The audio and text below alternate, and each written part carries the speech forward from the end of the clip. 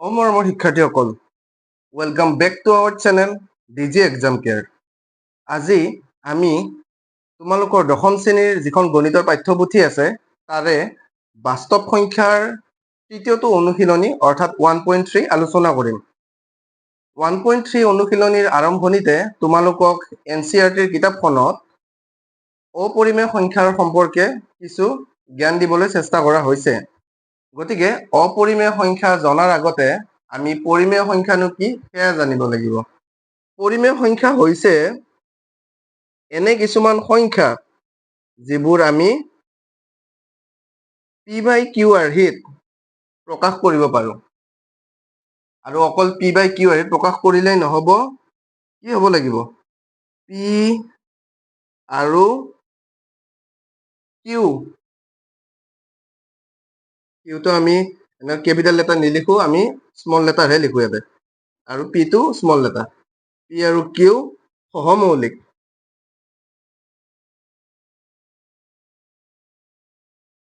এতিয়া নতুন এক শব্দ এটা পালো, সহমৌলিক কি?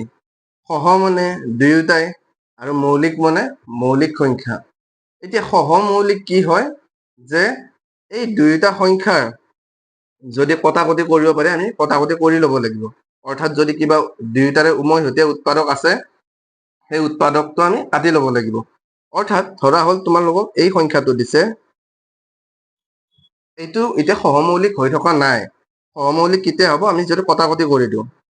2ৰে কেইবাৰ যাব? 2 2 4, 2ৰে 6 যাব 3বাৰ, অৰ্থাৎ 2/3। এই 2/3 আমি 2 আৰু 3টোক সহমৌলিক বুলি ক'ব পাৰোঁ। কাৰণ সহমৌলিক কিয় হয়? 2 আৰু 3ৰ অৰ্থাৎ 2 আৰু 3ৰ একৰ বাহিৰে আন একো উৎপাদক নাই। অৰ্থাৎ কি? একৰ বাহিৰে আন একো উৎপাদক নাই। আগৰটোত উৎপাদক আছিল, 2 উৎপাদক আছিল, গতিকে 2ৰে কাটিব পাৰিছিলো। এইবাৰ কিন্তু কাটিব নোৱাৰা, কাৰণ আমি পুৰা সম্পূৰ্ণ কাটি দিলো। এতিয়া যদি 2 আৰু 3ৰ যদি উমৈহতীয়া তোমালোকে উৎপাদক বিচাৰা, গতিকে একটোহে পাম অকল। গতিকে এই চৰ্তটোত যদি থাকে, অৰ্থাৎ দুয়োটা যদি সহমৌলিক হয়, সেইটোক আমি পৰিমেয় সংখ্যা বুলি ক'ব পাৰোঁ। আনহাতে অপৰিমেয় সংখ্যা। অপৰিমেয় সংখ্যা কি? যিবোৰ আমি P/Q আৰ্হিত প্ৰকাশ কৰিব নোৱাৰো, বা যদি আমি সাধাৰণভাৱে ক'ব পাৰো যে এই ৰুটভাৰ থকা সংখ্যাবিলাক, যেনেকে √2, √3, √5, এইবোৰক আমি কওঁ অপৰিমেয় সংখ্যা বুলি। এতিয়া অপৰিমেয় সংখ্যা, সকলোবোৰ ৰুটভাৰ থকা সংখ্যাই অপৰিমেয় সংখ্যা হয়নে? আমি উত্তৰটো হ'ব নহয়। কিয়? যদি √4 লিখো, চাবা 4ৰ ৰুটভাৰৰ এনচাৰটো কিমান হ'ব? 2 হ'ব। গতিকে 2টো কি হ'ব? 2টো পৰিমেয় সংখ্যা হ'ব। এতিয়া তোমালোকে সুধিব পাৰা যে 2টো কেনেকৈ পৰিমেয় সংখ্যা হ'ল? P/Q আৰ্হিত দেখোন প্ৰকাশ কৰিব নোৱাৰি। পাৰি, কিয়নো একো লিখা নাই মানে ইয়াৰ অৰ্থটো হৈছে তলত সদায় এক এটা লিখিব পাৰে। গতিকে 2/1 মানে P/Q আৰ্হিত আছে। দেখাত একে দেখিবলৈ হৈ আছে, অৰ্থাৎ ভগ্নাংশ আকাৰত লিখিব পৰা গৈছে। ঠিক তেনেদৰে ধৰা লিখা গ'ল √9, গতিকে 3 হ'ব, লসাগু ধৰা বৰ্গমূল 3 হ'ব। গতিকে এইবোৰক আমি অপৰিমেয় সংখ্যা বুলি নকওঁ। অপৰিমেয় সংখ্যা হৈছে এইবোৰ যিবোৰ ৰুটভাৰৰ ভিতৰত থাকি যাব। এইবোৰক আমি ভাঙিব নোৱাৰো, অৰ্থাৎ এই গোটা সংখ্যালৈ আনিব নোৱাৰো। গতিকে বুজি পালা? গতিকে প্ৰশ্নত সেইকাৰণে তোমালোক দিয়াই আছে যে কিছুমান তোমালোকক অপৰিমেয় সংখ্যা বুলি প্ৰমাণ কৰিব দিছে। এতিয়া আমি এইখিনি কথা যিহেতু গম পালো, আমি পোনে পোনে এতিয়া অনুশীলনী 1.3 লৈ যাব পাৰিম। এতিয়া অনুশীলনী 1.3 লৈ আহিছো। 1.3ৰ প্ৰশ্ন নং 1ত কৈছে আমাক প্ৰমাণ কৰা যে √5 এটা অপৰিমেয় সংখ্যা। গতিকে √5টো যে অপৰিমেয় সংখ্যা আমি প্ৰমাণ কৰিব লাগিব। এতিয়া চাবা, 1 নম্বৰ প্ৰশ্নটো সমাধান বুলি লিখিলো। এতিয়া এনেকুৱা ধৰণৰ প্ৰশ্নবোৰত যিবোৰত তোমালোকক প্ৰমাণ কৰিব দিয়ে যে কিবা এটা সংখ্যা অপৰিমেয় সংখ্যা বুলি, তেতিয়া আমি ধৰি ল'ব লাগিব প্ৰথমতে যে সেইটো এটা পৰিমেয় সংখ্যা হয়। গতিকে লিখিম, যদি সম্ভৱ ধৰা হ'ল √5 পৰিমেয়। আমি তাৰমানে ওলোটাটো ধৰি ললো যে আমাক অপৰিমেয় লিখিব দিছে, গতিকে আমি পৰিমেয়টো ধৰি ললো। এতিয়া যেহেতু পৰিমেয় হব, পৰিমেয় হলে আমি কি লিখিব পাৰো? P/Q আৰ্হিত লিখিব পাৰো। আৰু P/Q আৰ্হিত লিখিলে কি হব? P আৰু Q টো কি হব? সদায় জেডত অন্তৰ্ভুক্ত হব। জেডত অন্তৰ্ভুক্ত হব মানে অখণ্ড সংখ্যা হব সদায়। আৰু লগতে কি হব? এই তলৰ কিউ অক্ষৰটো কোনোদিন 0 হবও নোৱাৰে। এতিয়া সুধিবা যে কিয় 0 হব নোৱাৰে? কাৰণ এইটো এটা ভগ্নাংশ আকাৰত আছে, তলত যদি শূন্য থাকে সেইটো অসম্ভৱ হৈ যাব, গতিকে কোনোদিন তাৰ এনচাৰে নোলাব। গতিকে শূন্যৰে হৰণ কৰাটো অসম্ভৱ, গতিকে এই তলৰ সংখ্যাটো কেতিয়াও শূন্য হব নোৱাৰে। আৰু কি আছিল? PQ সহমৌলিক।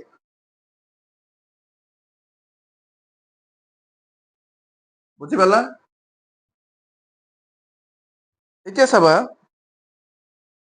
বা সহমৌলিকটোক আমি কি ক'ব পাৰো? পৰস্পৰ মৌলিক সংখ্যা বুলিও ক'ব পাৰো। এতিয়া চাবা, এতিয়া √5 = P/Q পালো। এতিয়া দুয়োফালে আমি বৰ্গ কৰি দিম।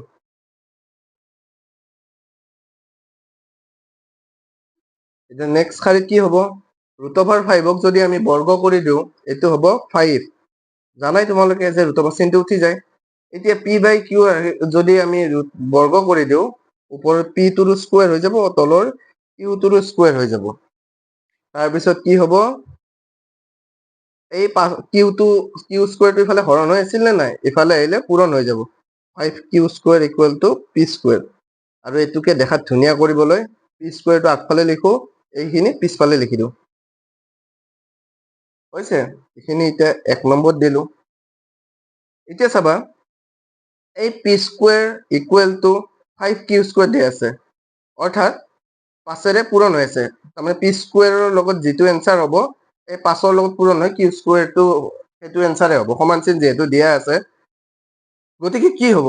যে এই 5ৰে বিভাজ্য সংখ্যা হ'ব। তাৰমানে 5 এটা পূৰণ হৈ আছে এনে, গতিকে 5 এটা যিহেতু পূৰণ হৈ আছে, সেই তাৰমানে 5টোৰে এই P² হৰণ যাব, যিহেতু সমান চিন দিয়া আছে। এতেকে P² 5ৰে বিভাজ্য। এতেকে P কো 5ৰে বিভাজ্য হ'ব।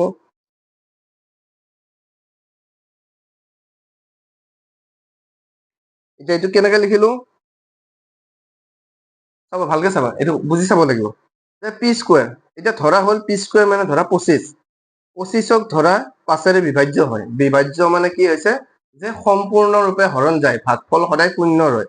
গতিকে 5ৰে যদি 25ক যদি হৰণ যায়, যায় নে নাযায়? গতিকে 25ক 5ৰে বিভাজ্য বুলি ধৰি ললো। তেনেহলে 25ক যদি যায়, 25ৰ বৰ্গমূল কি? 5। তেনেহলে 5কো 5ৰে বিভাজ্য হ'ব। বুজি পাইছানে? যে কোনো সংখ্যাৰ স্কুৱেৰক যদি 5ৰে বিভাজ্য হয়, সেই সংখ্যাটোকো 5ৰে বিভাজ্য হ'ব। গতিকে এইটোক দিলো 2 নম্বৰ। এতিয়া চাবা, ধৰা হ'ল এই লাষ্টত যে পাইছিলো, এই শাৰীটোৰ পৰা আমি এতিয়া ধৰিব লাগিব। চাবা, স্কুৱেৰ কেইটা চাইড কৰি লিখিম। এবাৰ কি লিখিম? P = 5m বুলি লিখিলো। m মানে কি? m মানে যিকোনো এটা সংখ্যা, সেইটো আমি ভালকে ধৰি লোৱা নাই। গতিকে এইবাৰ দুইফালে বৰ্গ কৰিম। কেনেকে বৰ্গ কৰিম? চাবা, 5m টোকো বৰ্গ কৰি দিলো। গতিকে কি হ'ল? P² = 25m² হ'ল। এবার তাৰপিছত চাবা, এই P² জেগাত কি লিখিব পাৰো? এই 1 নম্বৰ কি আছিল? 5Q² আছিল। গতিকে 5Q² = 25m²। এইটো কাষত কি লিখিম? P² মানে 5Q² কৰিব লিখিলো, 1ৰ পৰা লিখিলো।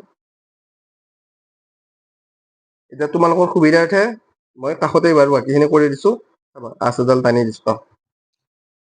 এতিয়া ইয়াৰ পিছৰ পৰা আমি ইয়াতে লিখিম। চাবা, আগতটোৰ দৰে হ'ব। 5Q² আছিল নহয়, Q² ইয়াতে থাকিলো, 5টো ইয়াতে কি হৈ আছিল? পূৰণ হৈ আছিল। এবাৰ ইফালে আহিলে হৰণ হৈ যাব। 25m² আৰু তলত 5 লিখি দিলো।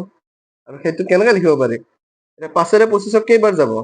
5 × 5 = 25 আৰু m স্কোয়াৰটো কাষত লিখি দিলোঁ গতিকে কি পালোঁ Q square equal to 5m square ঠিক আছে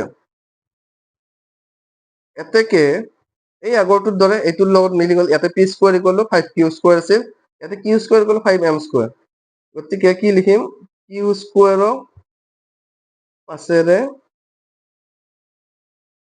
বিভাজ্য এতেকে কিউক 5ৰে বিভাজ্য আগৰ দৰেই নিয়ম যদি স্কোয়াৰক যদি বিভাজ্য হয় তেনে সংখ্যাটোকো বিভাজ্য হ'ব গতিকে তাৰপিছত কি হ'ব চাবা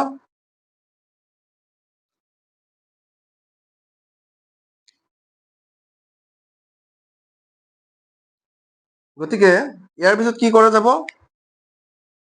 এইটো এতিয়া 2 নম্বৰ দিছিলো এইটোক দিলো 3 নম্বৰ এতিয়া 2 আৰু 3 পৰা কি পাম চাবা নাম্বাৰিং কিয় দি আছিলো এতিয়া গম পাম চাবা 2 আৰু 3 পৰা পালো যে পি আৰু কিউৰ 5 এটা উমৈহতীয়া উৎপাদক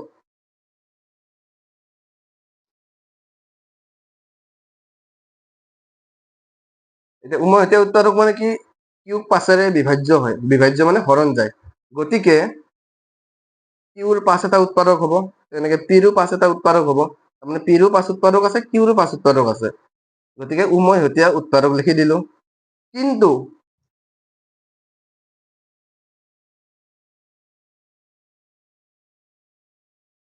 আমি ধৰি লৈছিলো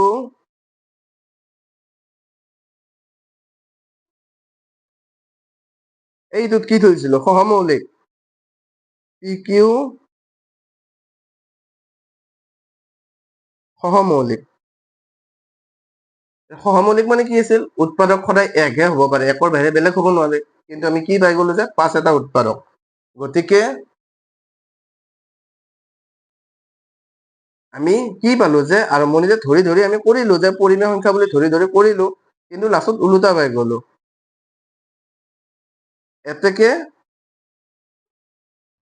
√5 অপৰিমেয় কিহৰ কাৰণে অপৰিমেয় কলো আমি পৰিমেয় ধৰি ধৰি আহি অংকটো কৰি গৈছিলো নিয়ম মতে কৰি গৈছিলো কিন্তু শেষত পাই গলো যে এইটো বিৰুদ্ধ উত্তৰ এটা পালো যে সিহঁতৰ 5ও এটা উমৈহতীয়া উৎপাদক আছে কিন্তু আমি অংকটোত কৰোতে কি কৰি লৈছিলো যে একহে উৎপাদক থাকে বুলি ধৰিছিলো সহমৌলিক আছিল যিহেতু গতিকে 5ও যিহেতু এটা উৎপাদক পালো গতিকে √5 এটা অপৰিমেয় বুলি পালো গতিকে 1 নম্বৰ প্ৰশ্নটো ইয়াতে শেষ হৈছে এইবাৰ আমি আহিছো দ্বিতীয়টো প্ৰশ্নলৈ দ্বিতীয় প্ৰশ্নটো দিছে প্ৰমাণ কৰা যে 3 + 2√5 এটা অপৰিমেয় সংখ্যা গতিকে আহা আমি আকৌ সমাধান কৰো 2 নম্বৰ সমাধান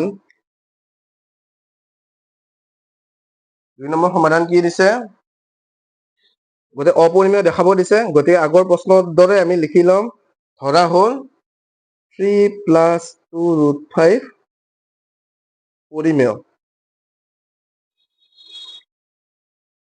এতেকে 3 + 2√5 কি আকৃতিত থাকিব p/q আকাৰত থাকিব য'ত pq পৰস্পৰ মৌলিক আৰু q not equal to 0 কিউটো 0 হ'ব নোৱাৰে কাৰণ কিউটো যদি 0 হয় সেইটো অসম্ভৱ হ'ব কাৰণ কোনো শূন্যৰে কোনো সংখ্যাক হৰণ নাযায় গতিকে তলতটো কোনোদিন শূন্য হ'ব নোৱাৰে ভগ্নাংশত এতেকে 3 + 2√5 = p/q বুলি লিখি ললো তাৰপিছত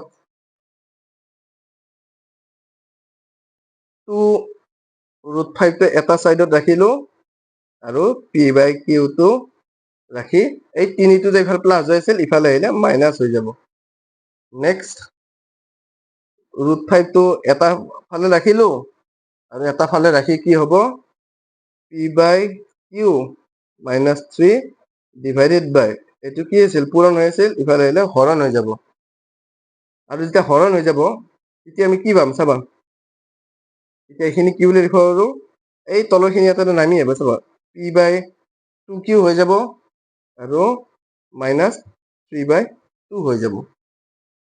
গতিকে কি পালো, এই কিউটো তলত নামি আহিব, ইয়াৰ তলত যদি 1 এটা থাকা বুলি ধৰো 1 পূৰণ 2 2 হৈ যাব। গতিকে আমি কি পাম, √5 equal to P by 2q minus 3/2।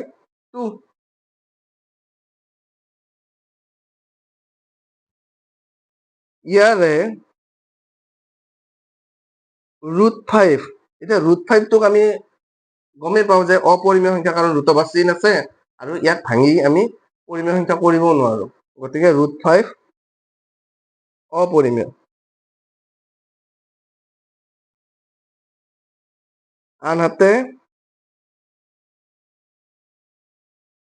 P by 2q minus 3/2 পৰিমেয়। গতিকে এইটো চাইড পাই গলো অপৰিমেয়, এইটো চাইড পাই গলো পৰিমেয়। পৰিমেয় কিয় আছিল, ভগ্নাংশ আছিল, ইয়াতে ৰুট অভাৰ চিন বা তেনেকুৱা একো চিন নাই, গতিকে এইটো পৰিমেয় হ'ব আৰু ইফালে অপৰিমেয় হ'ব।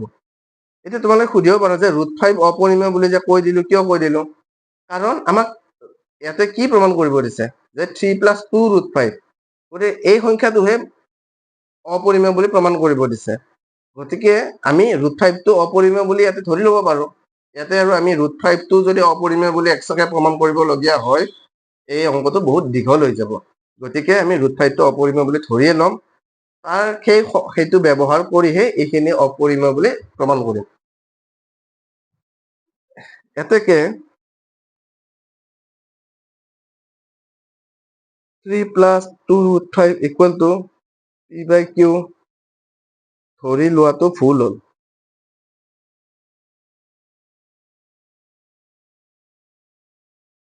কিয় ভুল হ'ল, কাৰণ যদি শুদ্ধ হ'লেহেঁতেন ইফালেও অপৰিমেয় পালোহেঁতেন, ইফালেও অপৰিমেয় পালোহেঁতেন, বা ইফালে পৰিমেয় পালে ইফালেও পৰিমেয় পালোহেঁতেন। কিন্তু যিহেতু মাজত সমান চিনটো আছে, সমান চিন মানে কি, সমান চিন মানে দুইফালে সমান হ'ব লাগিব বা একে হ'ব লাগিব। এতিয়া দুইফালে যদি বেলেগ বেলেগ বস্তুৱে পাওঁ, সেইটো আৰু কেনেকুৱা ধৰণৰ প্ৰমাণ হ'ল কোৱাচোন তোমালোকে। তাৰমানে এইটো হ'ল অসম্ভৱ, এই বাক্যটোৱে অসম্ভৱ।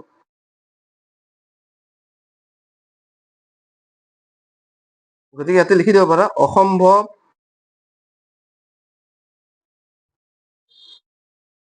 ইয়াতে কাৰণ বুলি লিখি দিব পাৰা। কাৰণ এইটো যে এইটো অসম্ভৱ বুলি লিখিলো, কাৰণ ইয়াৰে বুলি এইটো লিখি দিব পাৰা। লিখাৰ বহুত ষ্টাইল আছে, তোমালোকে এইটো ষ্টাইলত লিখিব পাৰা, বেলেগকেও লিখিব পাৰা, কিন্তু পৰীক্ষকে যাতে শুদ্ধকৈ বুজি পায় সেইটো চাব লাগিব তোমালোকে। গতিকে অতি সহজ সৰল ভাষাত লিখিব পাৰিলে ভাল, যাতে সকলোৱে বুজি পায় এনচাৰটো। এতেকে 3 + 2 √5 অপৰিমেয়। গতিকে আমি 3 + 2 √5টো পৰিমেয় বুলি ধৰিছিলো, শেষত কি পালো যে অসম্ভৱ কিবা এটা পালো, আৰু সেইকাৰণে আমি ধৰি লোৱাটো ভুল আছিল, গতিকে এইটো হৈ গ'ল অপৰিমেয়। এতিয়া আমাৰ ইয়াতেই প্ৰশ্ন নং 2ৰ সমাধানটো শেষ হৈছে। মৰমৰ শিক্ষাৰ্থীসকল, এতিয়া আমি আহিছো 3 নম্বৰ প্ৰশ্নলৈ। ইয়াতে দেখুৱাব দিছে, দেখুওৱা যে তলৰ সংখ্যাবোৰ অপৰিমেয়। ইয়াতে কিছুমান সংখ্যা দিয়া আছে, সেইবোৰ আমাক অপৰিমেয় বুলি দেখুৱাব দিছে। গতিকে আমি আগৰটোৰ দৰে প্ৰায় প্ৰমাণ কৰিব লাগিব। চাবা, 3ৰ আমি সমাধান বুলি লিখিলো 3ৰ, আৰু ইয়াতে কি কি দিয়া থাকিব, প্ৰথমতে 1 বুলি দিয়া আছে, 1টো দিয়া আছে কি 1/√2। গতিকে লিখিম, ধৰা হ'ল 1/√2 পৰিমেয়। গতিকে পৰিমেয় ক'লে কি হ'ব, গতিকে 1/√2 equal to P by Q, য'ত পি কিউ পৰস্পৰ মৌলিক আৰু কিউটো 0 হ'ব নোৱাৰে। গতিকে এবাৰ কি কৰিম চাবা, এইটো 1/√2 হৈছে নে নাই, আমি এতিয়া কি জানো যে 1/√2ৰ কথাটো নাজানো, কিন্তু ৰুটটো যে অপৰিমেয় সংখ্যা সেইটো জানো আমি। গতিকে আমি এইটো এতিয়া ওলোটাই দিম যে 1/√2 যদি আমি ওলোটাই দিওঁ কি হ'ব √2/1 আৰু ইফালেও q/p হৈ যাব এইটোকে দেখাত যদি ধুনীয়াকৈ লিখো এইটো হ'ব q/p এতিয়া √2টো আমি অপৰিমেয় বুলি জানো ইয়াৰে √2 অপৰিমেয় কিন্তু q/p পৰিমেয় q/p মানে কি ভগ্নাংশ আকাৰত আছে গতিকে এইটো পৰিমেয় হ'ব কাৰণ p/q যদি পৰিমেয় হয় তাৰ ওলোটাটোও পৰিমেয় হ'ব গতিকে আমি কি পালো আগৰটোৰ দৰে যে 2 নম্বৰ প্ৰশ্নটোৰ দৰে কি পালো যে এটা সাইডে সমান চিহ্নৰ পালো অপৰিমেয় এটা সাইডে পালো পৰিমেয় গতিকে কি আছিল 1/√2 পৰিমেয় বুলি ধৰি লোৱাটো ভুল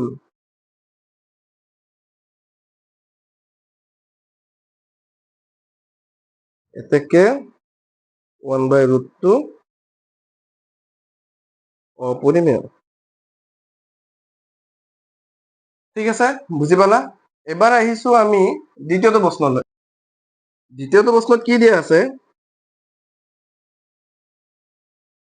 7√5 চাবা ধৰা হ'ল 7√5 পৰিমেয়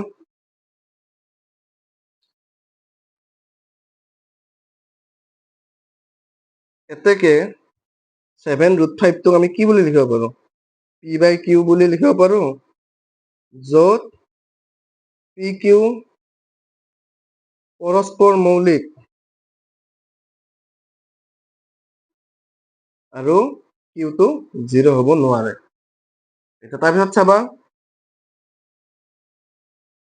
এই 7টো এটা কি হৈ আছে হৰণ হৈ আছে পূৰণ হৈ আছে ইফালে আহিলে কি হৈ যাব হৰণ হৈ যাব √5 = p/q আৰু তলত আহি যাব 7 এটা গতিকে এইটোক যদি আমি কি কৰো p আৰু qটো তলৰ পৰা নামি আহিব 7q হৈ যাব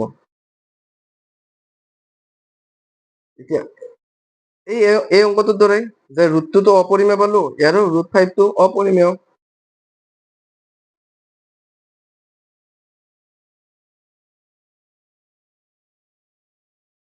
কিন্তু এইটো যেহেতু ভগ্নাংশ আকৃতিত আছে এইটো পৰিমেয়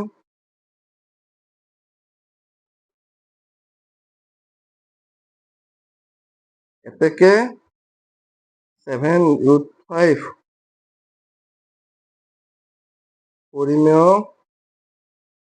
হ'ব নোৱাৰে কিয় নোৱাৰে কাৰণ দুই চাইডে বেলেগ বেলেগ পালো এতেকে 7√5 অপৰিমেয় ইয়াতে আমাৰ দ্বিতীয়টো প্ৰশ্নৰ সমাধান শেষ হৈছে যে 7√5 অপৰিমেয় বুলি আমি দেখুৱাই দিলো এতিয়া আমি আহিছো 3 নম্বৰ প্ৰশ্নলৈ 3 নম্বৰ প্ৰশ্নটোত কি দিয়া আছে 6 + √2 3 নম্বৰ প্ৰশ্নটোত দিয়া আছে 6 + √2 আকৌ এইটো ধৰি ল'ব লাগিব ধৰা হ'ল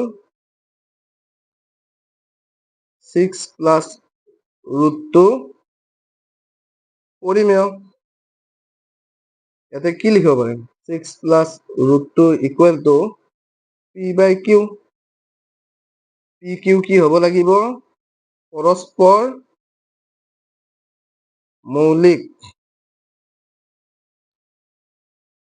আৰু q ≠ 0 হ'ব লাগিব এতিয়া ইয়াৰ পৰা আমি কি কৰিব পাৰো চাবা √2টোক অকলশৰীয়া কৰি দিলো p/q -6 হৈ যাব ইফালে +6 হৈ আছিল ইফালে গ'লে -6 হ'ব গতিকে √2 ইফালে থাকিল এতিয়া ইয়াৰে তলত p ৰ তলত কি আছে q আছে আৰু 6ৰ তলত একো নাই মানে কি এটা আছে 1 এটা থাকা বুলি ধৰি ললো গতিকে q আৰু 1ৰ লসাগু কিমান হ'ব q হ'ব গতিকে ওপৰত কি পাম q ৰে q একেৰে হৰণ যাব গতিকে 1 * p আকৌ মাইনাছ চিন 1 কিউব যাব কিউ বাৰ, গতিকে 6 পূৰণ কিউ। তোমালোকে এইবোৰ পিছলৈ মুখে মুখে কৰিব লাগিব, কিন্তু তোমালোক বুজাবৰ কাৰণে আমি প্ৰথম হিচাপত এইখিনি লিখি দিয়া গ'ল। ঠিক আছে, এইটো হৈ যাব কি, এই গোটেইখিনি কি হ'ব, এইখিনি হ'ব অপৰিমেয় সংখ্যা। পৰিমেয় নে অপৰিমেয়, এইখিনি হ'ব পৰিমেয় সংখ্যা, কাৰণ ভগ্নাংশ আকাৰত আছে, আৰু এইখিনি হ'ব অপৰিমেয়, গতিকে এইখিনি আমি লিখিব নালাগে। ইয়াৰে ৰুটটো অপৰিমেয়,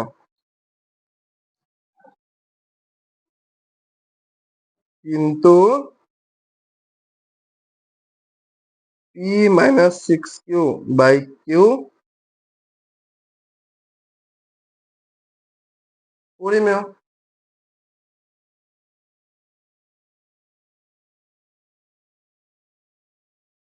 এতেকে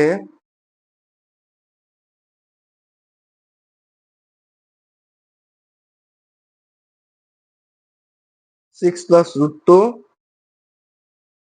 পৰিমেয় হ'ব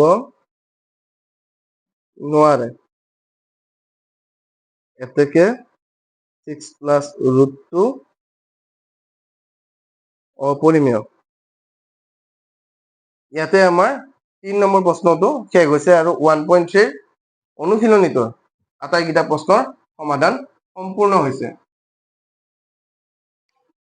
গতিকে যদি তোমালোকৰ এই ভিডিঅ'টো চাই ভাল লাগিল, তেনেহ'লে ভিডিঅ'টো লাইক কৰি দিবা, শ্বেয়াৰ কৰি দিবা, আৰু চেনেলটো ছাবস্ক্ৰাইব কৰি দিবা, আৰু লগতে আমাৰ যি বেল আইকনটো আছে চেনেলৰ, সেই বেল আইকনটো টিপি থৈ দিবা, যাতে পৰৱৰ্তী সময়ত যদি আৰু ভিডিঅ' আহে তেতিয়াহ'লে তোমালোকে তাৰ নটিফিকেশ্যনসমূহ পাই থাকিবা।